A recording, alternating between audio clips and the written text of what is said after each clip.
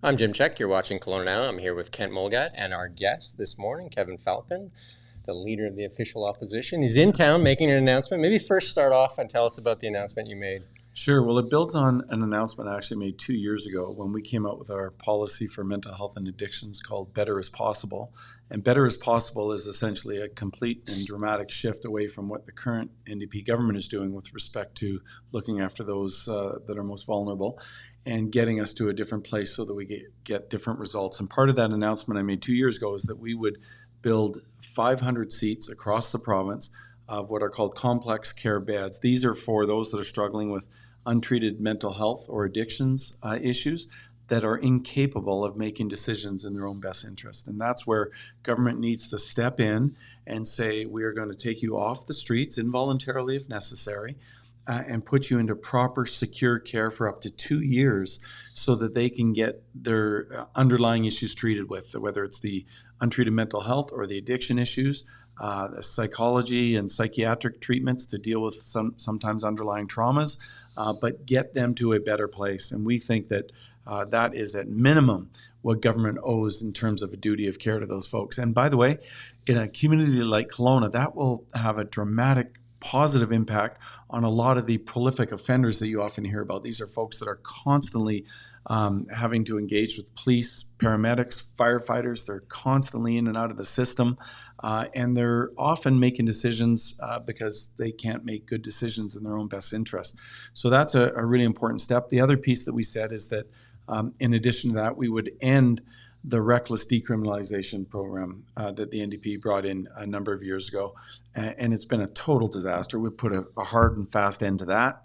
And we would move away from free drugs for people struggling with addiction and move towards free treatment so that those that need treatment, those that have a child or perhaps a family member that needs addiction treatment is not going to not get that treatment because of the barrier of cost. So we want to make sure that we eliminate those barriers, get them into the treatment they need so that we can start seeing better and safer streets. So that announcement was 100 beds? 100 beds when for Kelowna. When would that happen in 100 Kelowna? beds for how many province-wide? For Kelowna, 500 province-wide, up to 100 right here in Kelowna. Now, hang on. So would that be 500 people who would lose their liberty and be, moved into care that they didn't necessarily? Yeah, not all of them would lose their liberty, but we are going to change legislation so we have that ability. Okay, so those beds wouldn't be entirely for people who you're going to say, no, sorry, we need to help you. Yes, it would be predominantly for that sub-cohort that is the most difficult to manage. A lot of the other folks that are struggling with mental health can get a lot of the treatment on an outpatient basis. Now, we have to do a better job of that, but working with the Canadian Mental Health Association, we can provide those kind of outpatient treatments. But this is for example, teenagers.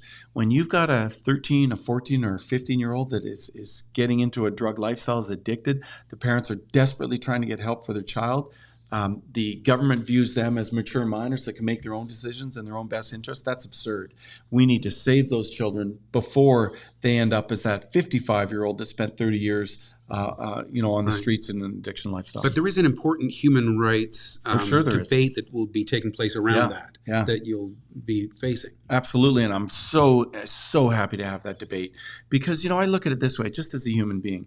If you saw me 3 years from now, God forbid, that I suddenly was beset with some sort of untreated mental health issue, and you saw me wandering the streets of Kelowna being exploited by drug dealers, yelling and screaming to no one in particular, at risk to myself and increasingly others, I would hope that you guys, as people that knew me, said, God, we can't leave Falcon like that. We've got to get him help, right? That's not right. Well, so, I would hope that somebody would look after me, and that's where government has a role to play.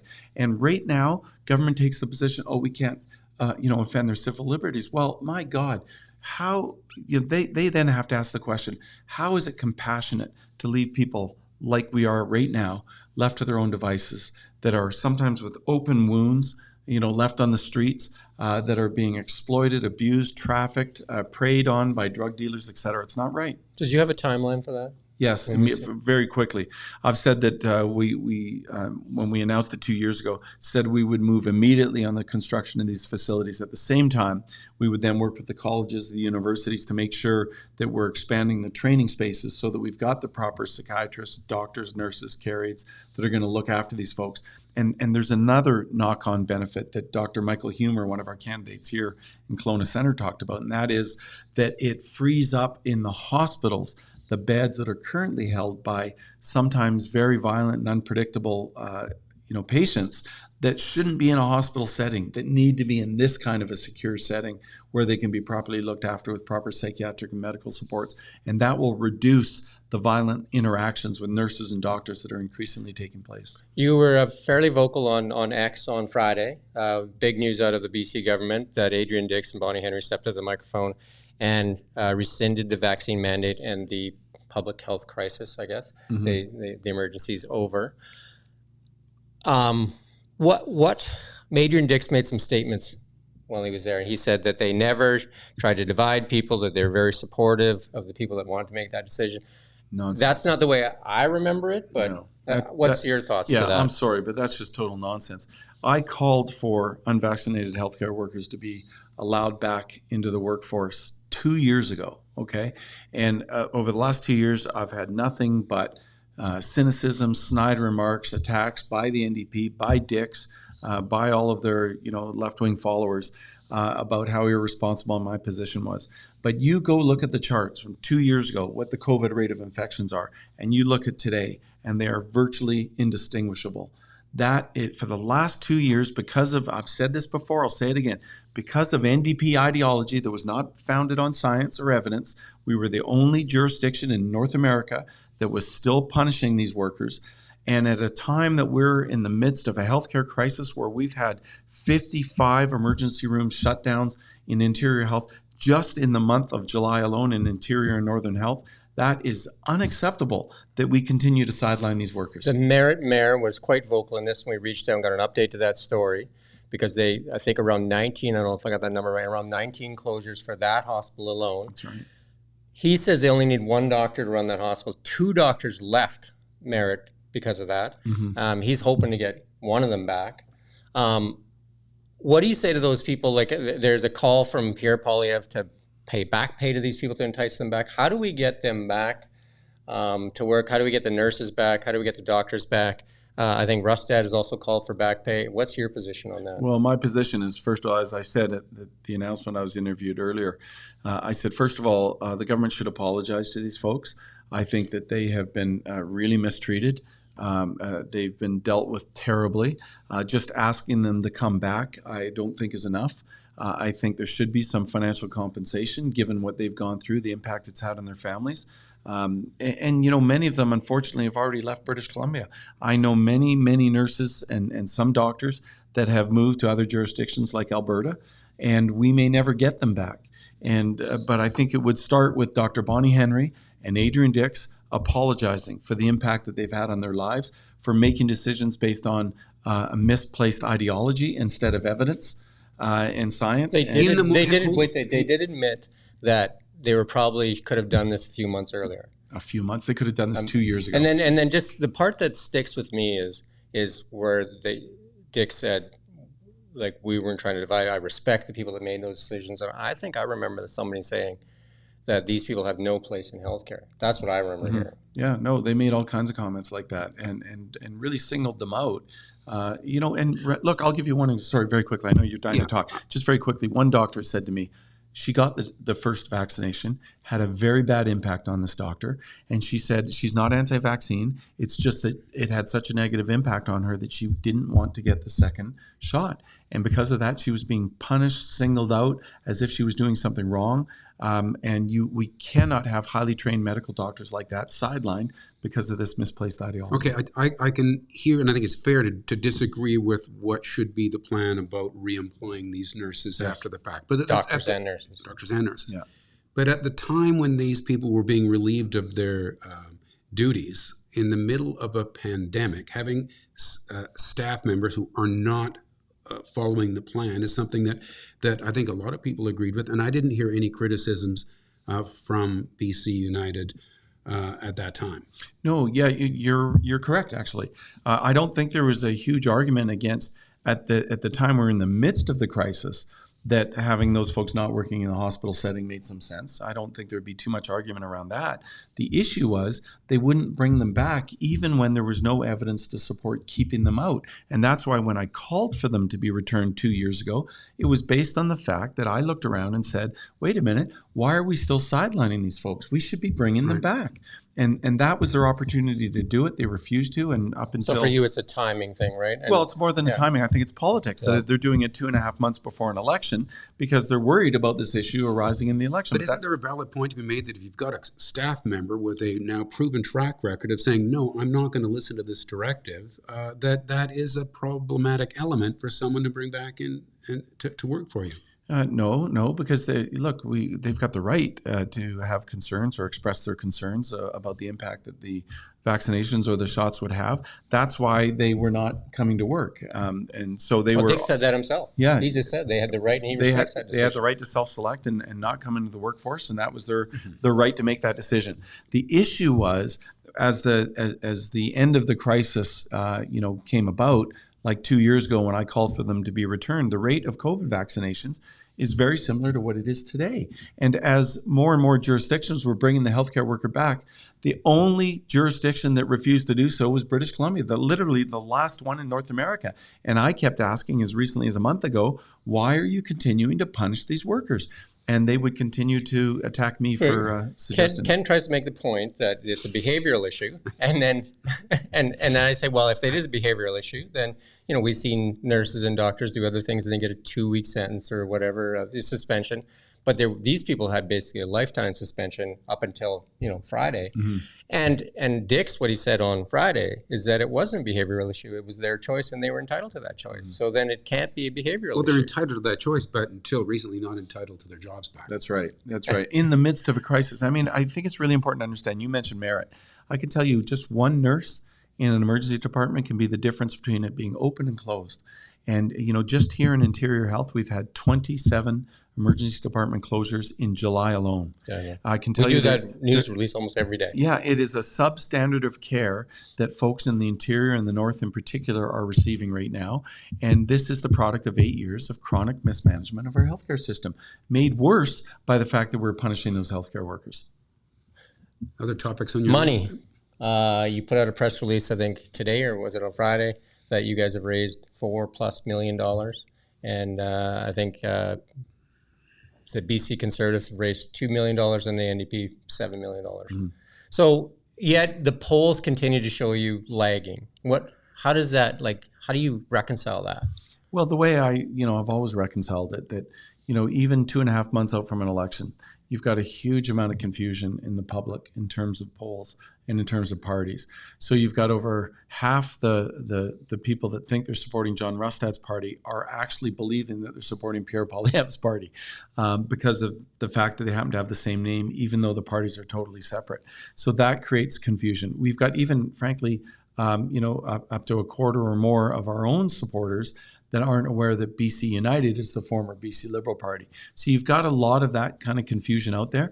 I think a lot of that, frankly, gets resolved once the election starts, because when the election starts, that's when people actually start to pay attention. And when they pay attention, they're going to look around and say, okay, I've got to make a big decision here. I'm unhappy with where the direction of the province. I'm unhappy with the state of the healthcare system, crime, drugs, and what's happening with our natural resource sector. So what are my choices? And they're going to be looking for leadership, experience, candidates, both MLAs that are running for re-election, but also quality of candidates. And I think you look at our candidates just here in Kelowna, and that tells you a lot. Okay, let's help create a little more separation then between yourself and John Rustad. You talk about things like experience and whatnot, but are there policy matters that you could maybe lay out for us, or at least one where you truly would offer a different choice than the things that Rustad's talking about? Very much so. So that's the thing. I think the one thing the public are going to see about BC United and Kevin Falcon is that I care a lot about policy. Our Better is Possible mental health and addiction policy was actually announced 2 years ago. We announced our economic platform that said, for example, we are going to balance the budget within our first term in office to make clear to the public that we are going to stop this reckless debt and deficit spending that this government has embarked upon, recognizing the impact that that's having on future generations. We've laid out healthcare policy over a month ago, which interestingly, John Rustad largely copied when he announced his, which is fine. Flattery, imitation is the best form of flattery. But our policy said, for example, that we were going to make sure that if someone's languishing on a healthcare wait list, that we're going to get them treated in a private clinic. If necessary, we got no problem with that. Publicly funded, privately delivered. We'll make sure it happens, because at the end of the day, we're not going to let ideology get in the way of outcomes. We're going to focus on looking after patients and getting them done. And I think you'll see as we go into this campaign, we're going to be the one group that has well thought out policies and a plan to fix the challenges we face in British Columbia. And United, we think we can fix it, and United will win. We've talked, you and I have talked, or the three of us have talked about forestry management in British Columbia, the second largest employer. And it seems to be, as wildfires continue to make the headlines, and we've seen the disaster in Jasper, and we're seeing some of the stuff happen around BC. What's the plan for BC United for better forest management?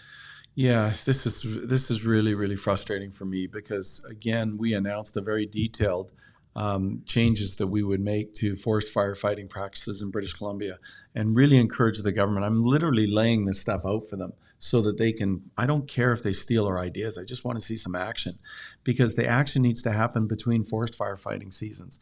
And so, for example, we said what we need to do is create a year-round professionalized firefighting service that will pay folks well, have it be a full-time job, provide them the proper equipment, including helicopters with night vision equipment, making sure they got the right bombers and planes available to go and attack these fires properly, make sure that we work with local contractors, especially in the forestry sector, that have the ability and the skill set and the people to go and attack these fires early, making sure that between forest firefighting seasons, we're getting out there and we're thinning the canopy in a lot of these areas, so that we allow the sunshine to get through and not have a forest floor that's extremely dry and brittle, where one lightning strike can cause a huge amount of forest fires immediately. So there's a bunch of things that we can do, and the reason I like the idea of a year-round firefighting service is that we can also rent them out to other jurisdictions, whether it's California, Mexico, Australia, that are also battling firefires. We can turn it into a revenue opportunity for BC too during our down season. So I just think that we have to look at this issue and we have to embrace it as an opportunity. But in the forestry sector alone, Merritt used to have 6 mills. There's 0 there operating right now. The forestry companies say they could be part of the solution in putting in more breaks and managing and having a younger forest out there instead of old dead trees and stuff. Mm-hmm. There's complaints out of Merritt saying they weren't even allowed to cut down burnt trees. I know. They can't get the permitting. Why do you think this government is putting a roadblock in there for active forest management, allowing the CANFORs and the AP groups to cut trees? Because they haven't learned how to execute. I can't believe that they just don't want to see people getting out and going in, for example, and cutting down wood that's already burnt and still has some value if it's harvested early enough. I just can't imagine the government does not see the obvious need for going and doing that. The problem is we've got permit paralysis right across the province. The biggest complaint you'll hear from the natural resource sector, whether it's mining or forestry or what have you, is that they can't get this government to issue permits, in spite of the fact that they've increased the civil service by 140,000 plus full-time employees and in just over 7 years, a 36% increase in bureaucracy. They still can't issue a bloody permit. And so I can tell you what we're going to do is we're going to make sure the permits get issued and we return certainty to the natural resource sector. Everyone knows the industry has to change, and that's fine. They just need to know what are the rules of the game so that they can make investments and know that they're going to have some certainty and timeliness around permits. I'd still like to hear you disagree with John Rustad on something. I'm going to take another stab at it here on the related topic of climate change. Yeah. And I'm going to do my best to paraphrase John Rustad. but he more or less said that the money that's being invested to reduce our greenhouse gas emissions is not worthwhile, because even if we had some level of success, the amount that BC contributes to the worldwide situation is negligible. So let's just instead invest in the things we just talked about. Okay. In other words, let's not waste our efforts trying to reduce emissions. We're just too small in the grand scheme of things worldwide. Okay, I think I would agree with portions of that part of what John is saying. That's more recent conversations he's had. Where I would disagree with John very vehemently is the comments he made just a few weeks ago, maybe a month ago in the Globe and Mail, where he denied that climate change is real, that it's human caused, or that there's any kind of crisis. That's a pretty remarkable statement for the leader of a party in British Columbia, when we are dealing with forest fires right now and have been every year since 2017 virtually. We've had massive floods in the Fraser Valley. Clearly climate change is happening. So I fundamentally disagree with him on that point, for sure. I think climate change is real. I think how we deal with it, though, requires some common sense. And this is where John and I are a little more aligned. Penalizing and punishing British Columbians, especially by just trying to take money out of their pockets with this NDP government's carbon tax, is not the right approach. What we can do is say, look, British Columbia represents 0.03% of global emissions, okay?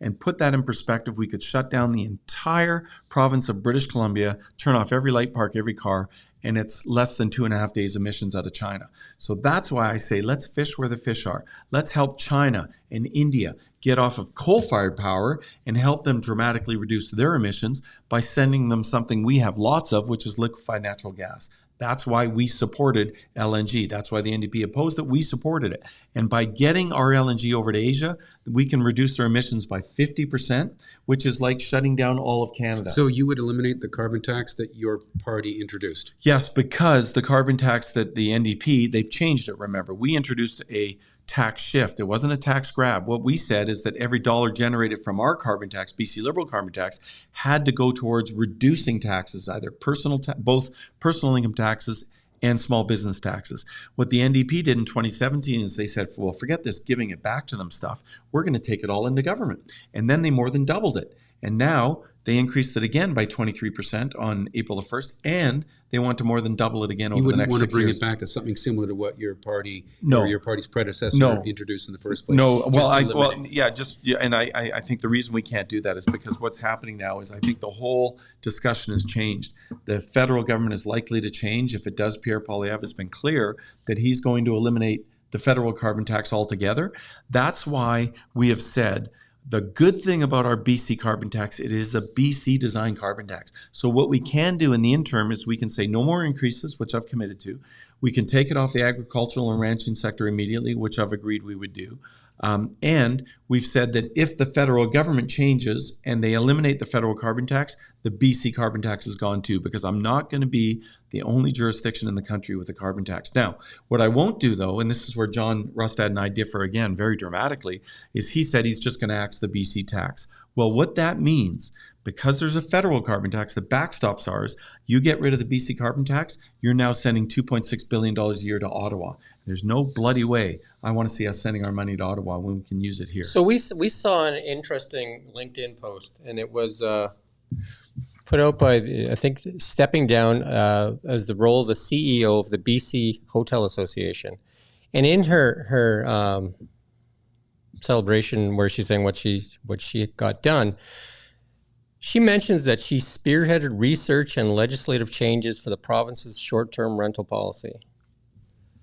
So, curious was corporate lobbyists in there affecting the decision on the Airbnb policy for British Columbia, as opposed to, like they said, it was all about getting more rental homes out there? But it sounds like corporate lobbyists to me. I'm just curious if that's true. We're gonna reach out and get some information on that, some pre-information stuff on that, and see if corporate lobbyists, because there's a lot of small businesses in Kelowna and small like a mom and pop that had, had some extra money and invested into property and had that taken away. And if it was corporate lobbyists that did it to better the hotel association, that doesn't seem like that was what was told to British Columbians. First of all, it was, and that's why they were one of the few groups that actually came out in support of the NDP's announcement at the time, was the Hotel Association. And I get why it's in the hotel. For sure, you can see why, right? Of course. In Vancouver, we already saw, and we warned the NDP about this, major events are going to come to town, like Taylor Swift, for example, next year. And already there was an article in the newspaper about a couple from Florida that were trying to, get a hotel room so that they could bring their daughter to watch Taylor Swift, and they were quoted $2,300 that night for the days in. Well, I can tell you right now, you're already seeing dramatic increases in hotel room rates here in Kelowna and in the Lower Mainland. Kelowna tourism is already down. I was just talking about this with the media before I came here. Tourism's already down because why? Well, there's not enough alternative rooms available. And so that creates pressure on hotel room rates, supply and demand, prices go up, and that makes it hard for families. For the $2,300 a night, does that include a microwave? Well, and the other thing, this is what's so frustrating about the NDP. We actually put forward amendments to try and save them from themselves. We said, look, we know what you're trying to achieve here. There's a way you can do it, recognizing that a small percentage of Airbnb operators actually generate almost half the revenue. And there are people that do it for a business. They've got 15, 20 units. That's their business. Okay, go after those folks. But don't go after the mom and pop that might own one place. We said exempt the people that have one place. We've said make exemptions for large major events, whether it's FIFA 2026 or whether it's Taylor Swift or what have you. Just open it up for those. Exactly. Open it up to allow more supply to come into the marketplace. We had all these examples of things. Oh, and we also said exempt people like doctors that are traveling around doing locum work, which is where they come to a community. Doctors, yeah, like Kelowna, and they don't want to live in a hotel. They bring their families, they stay right on the lake, they rent an Airbnb, and they do it, and that's why they'll practice up here. In Vernon and Kelowna and Penticton, et cetera. When you start to close off those doors, now you're going to start to affect the healthcare system. And finally, people that are traveling for healthcare, down to the Lower Mainland, for example. Airbnbs are hugely important when they bring their families and the loved ones trying to get care in VGH or St. Paul's or what have you. Now, if hotel rooms are the only answer, they can't afford to pay $600 or $700 a night in the middle of summer. This is a different message that was than what was told to us. It was like all about protecting the whatever the lower people that are trying to get rental properties. It didn't mention that it was supporting like corporations getting more, making more money. That seems odd to me, and it seems like that, that might be something that we're worth exploring. Oh, of course. Look, obviously it's a huge benefit to the hotel industry, and they're going to benefit from be able to charge far higher rates because it's a supply and demand business. Mm-hmm. If you take out tens of thousands of potential rooms that people, tourists particularly, like to come and stay in, because not every family likes to stay in a hotel room. You eliminate that opportunity, obviously you're going to drive up hotel It's one thing, rates. though, to benefit from the legislation. You'd say, oh, that was a really good win for us. But it's another thing to go in there and lobby for it. Mm-hmm. Right. Well, we don't have the extent of that. But okay, so obviously you would have a different approach on Airbnbs. But what about a BC United government and dealing with the issue of housing affordability and crazy high rents? Yeah, well, so again, we didn't get into this problem overnight. We're not going to get out of it overnight. When I retired as a finance minister and deputy premier in 2013, I went into the private sector. I was actually in the home building business, and we were building and selling townhomes in Surrey, 2-bedroom, 2-bathroom, double garages for $375,000 to $400,000. That was actually affordable housing. But, now after 8 years of NDP government, we've got the most unaffordable housing in North America. We've got the highest average rents in Canada. And that's because of an accumulation of decisions they made. Primarily what they did is they said, oh, I see, we've got a housing problem. Let's add a whole blizzard of costs and taxes onto housing. That was their response. And they did nothing to deal with the supply issue. So now too late in the game, they say, oh my God, they panic because they've gotten the worst outcomes in the country. So now they quickly try to say, well, let's try and solve this with legislation from Victoria saying every single family neighborhood now and every single family lot, you can build up to 4 houses. Well, they don't know what they're doing. They don't understand that in many communities, you're going to have to make huge upgrades to sewer, water, power. It's going to have massive financial impacts that's not going to create affordable housing. And so this is the problem. They don't know what they're doing. And the reason we are in the pickle we're in right now is because they hadn't been encouraging supply over the last 8 years. And now they're trying to do it too late in the game. And they're trying to use a big hammer from Victoria by a group of people, none of whom have a background in the housing sector. Not a good recipe for success. We thank you for your time. Is there anything else that we didn't cover off? We got some passion in you for sure. Yeah, well, it's, look, here's what I'll just say. I'm frustrated because, here we are in this unbelievable province, the place where most people in this country want to live. And we're now in a situation where for the first time since all the way back to the 1990s, the last time the NDP were in government, we're seeing more out-migration than in-migration, meaning that we have more people leaving British Columbia to other provinces than are coming from other provinces into BC. It has always been the case that everyone wants to come to BC. But last year, we lost 70,000 more people out of BC than came into BC from other parts of the province. Why? Because this is the most unaffordable province in the country under the NDP. And those 70,000 people, sadly, many of them young people, are going to live in other provinces like Alberta, where housing is cheaper, taxes are lower, and opportunities are greater. And capital's leaving now too. Absolutely. Oh, capital is like a huge flight of capital out of BC. So we've got to get things fixed and back on track. And to do that, we need leadership, we need experience, and we need great quality candidates. And that's why. Do you have a full house yet? We're getting close. We're getting close. Yeah. And then your full platform, when can we see that? You'll see that at the launch of the campaign for sure. And it's going to be very detailed. It'll cover all the different areas of the economy. And people will be able to look at that and judge and say, you know what? I think these people know what they're talking about. And we need someone that's got experience and leadership to fix these problems. Oh. Not a professional politician, by the way, because frankly, they're a problem too. We need someone that's got private sector experience like I have, but has also got the public sector Well, we experience. thank you for coming into Kelowna now. Again, media is not exactly doing as well as it can either. We've seen that with the global cuts recently. Yeah. Local independent media is having a tough slug, and we thank you for affording us your time. You've always been very generous with your time. No problem. Thanks, Jim and Ken. Appreciate it. Thank you. And thank you for watching Kelowna Now.